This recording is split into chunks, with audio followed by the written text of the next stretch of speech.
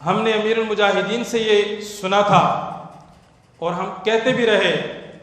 یارو زندگی آخر ختم ہونی ہے، کل نفس ذائقۃ الموت، ہر نفس نے موت کا ذائقہ چکھنا ہے، وَلَن يُؤَخِّرَ اللَّهُ نَفْسًا إِذَا جَاءَ أَجَلُهَا، ایک لمحے کی تاخیر اس میں نہیں ہونی، مرنا بالآخر مرنا ہے۔ اپنی یہ جانیں، اپنی یہ جوانیاں، اپنے یہ کاروبار، اپنے یہ عہدے ہم جتنے بچا لیں، آخر چھوڑ کر ہمیں جانا۔ اسرائیل علیہ السلام جب آ جائیں گے پھر مہلت نہیں دیں گے، اس کے بعد قبر میں پیارے مصطفیٰ کے سامنے رکھا جائے گا، سوال ہوگا من ربک، تیرا رب کون ہے؟ مومن کہے گا ربی اللہ، میرا رب اللہ ہے۔ ما دینک، تیرا دین کیا ہے؟ دینی الاسلام، میرا دین اسلام ہے۔ اور جب تیسرا سوال ہوگا ما کنت تقول فی ھذا الرجل، سنا اس شخصیت کے بارے میں حضور پرنور خاتم النبیین صلی اللہ علیہ وسلم قبر انور میں بالکل سامنے ہوں گے، فرشتے پوچھیں گے ما کنت تقول فی ھذا الرجل، اس شخصیت کے بارے میں دنیا میں کیا کہا کرتا تھا؟ تو امیر المجاہدین فرماتے تھے اتنا کام کر کے جاؤ کہ وہ خود فرما دیں یہ میرا غلام تھا، اس نے میرے دین کا بڑا کام کیا ہے، اس نے میرے لیے بڑی ماریں کھائی ہیں،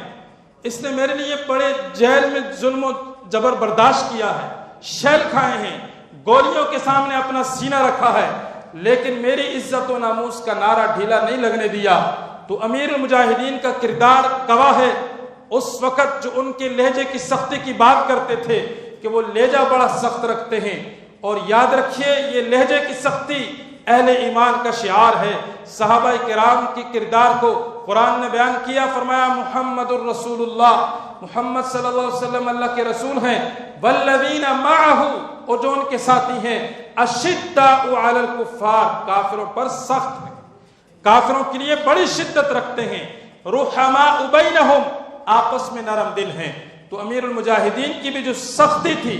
جو شدت تھی، وہ گستاخان مصطفیٰ کے لیے تھی اور ان کے حمایتیوں کے لیے تھی، وہ اپنوں کے لیے بڑے نرم تھے۔ تو اندازہ لگاؤ نا، جس کے جنازے میں 1 کروڑ سے زائد لوگوں نے شرکت کی، یہ ہمارا دعویٰ نہیں ہے جی، ہم تو ان سے محبت کرتے ہیں، ہم تو ان کی عظمت کے شروع کے دن سے قائل تھے، ہم تو ان کے ساتھ کھڑے رہے، لیکن بہت سے لوگوں کی آنکھیں ان کے جنازے کے اجتماع کو دیکھنے کے بعد کھلی، یار اس شخصیت کا اتنا بڑا مقام تھا، پاکستان کی تاریخ کا سب سے بڑا جنازہ، اور نیوزی لینڈ کی جو صحافی ٹیم تھی اس کی رپورٹ یہ ہے کہ جتنا ایریا اس جنازے میں کور ہوا، اس جنازے کے اندر انہوں نے ایک اندازے کے مطابق بتایا کہ 1 کروڑ 70 لاکھ افراد موجود تھے۔ اللہ یا رسول اللہ، تاجدار ختم نبوت،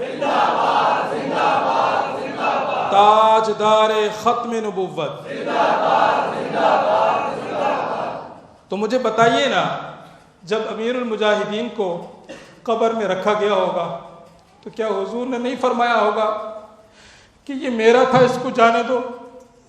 اتنا انہوں نے کام کیا کہ آج دنیا میں، دنیا بھر میں اہل ایمان حضور کی عظمتوں کا نعرہ لگاتے ہیں۔ میں نے 1.5-2 سال کے بچوں کو ختم نبوت کا نعرہ لگا دیکھا ہے۔ لوگ ہمیں بھی کہتے ہیں، کہیں بیان کے لیے بلاتے ہیں کہ ہلکا ہاتھ رکھنا، لیکن میرے امیر المجاہدین کا یہ انداز تھا، وہ جاتے جاتے پوری دنیا کو پیغام دے گئے، من سب نبیا فاقتلوہ، کہ جو نبی کی شان میں گستاخی کرے اس کو کاٹ کے رکھ دو۔ آج بچے بچے کی زبان پر ہے۔ اللہ کریم امیر المجاہدین علامہ حافظ خادم حسین رضوی دامت برکاتہم العالیہ کی درجات کو بلند فرمائے، اور ان کے مشن کے ساتھ ہمیں کھڑے ہونے کی توفیق عطا فرمائے۔ میں اکثر آپ سے کہا کرتا ہوں، میرے کچھ دوست مجھے مشورے بھی دیتے ہیں، آپ سیاسی بیان کرتے ہیں، آپ ایسی باتیں کرتے ہیں، ہم ایسے باتیں نہیں کرتے تھے۔ اگر یہاں بیٹھ کر نا میں یہ دیکھوں گا کہ میرے نمازیوں میں سے کون ناراض ہوگا اور کون راضی ہوگا، تو اس کا مطلب یہ ہے کہ میں آپ کی رضا اور آپ کی ناراضگی کے لیے بیان کر رہا ہوں۔ نہیں، اس منبر پر بیٹھ کر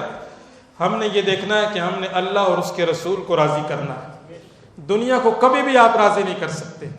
تو لہٰذا میرا یہی پیغام ہے کہ آئیے، اب بھی وقت نہیں گزرا، حضور علیہ السلام سے وفا کیجئے کہ جب ہمیں قبر میں رکھا جائے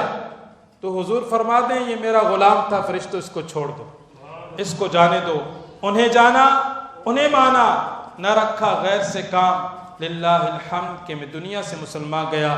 کہ محمد سے وفا تو نے تو ہم تیرے ہیں، یہ جہاں چیز ہے کیا لوح و قلم تیرے ہیں، وما علیہ الا البلاغ۔